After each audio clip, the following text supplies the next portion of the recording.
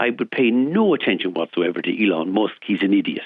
Very wealthy, but he's still an idiot. Can I just ask you about Starlink, which is Musk's satellite-delivered global internet connectivity system, and you've confirmed, look, it's not coming on to Ryanair. You've concerns about the drag of the antenna and the cost related to that. Elon Musk has written on X that you, Michael O'Leary, are misinformed. What do you say to that? What Elon Musk knows about flights and drag would be zero.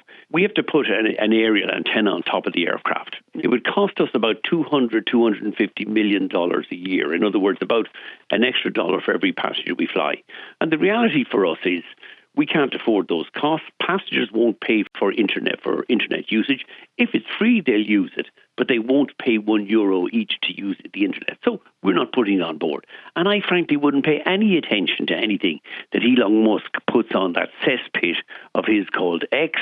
He was the guy who advocated getting Donald Trump elected. I would pay no attention whatsoever to Elon Musk. He's an idiot. Very wealthy, but he's still an idiot. Do you have an X account, Michael? No. I would not waste. I don't have any social media accounts. Thankfully, I'm too old to get involved in the cesspit that is social media.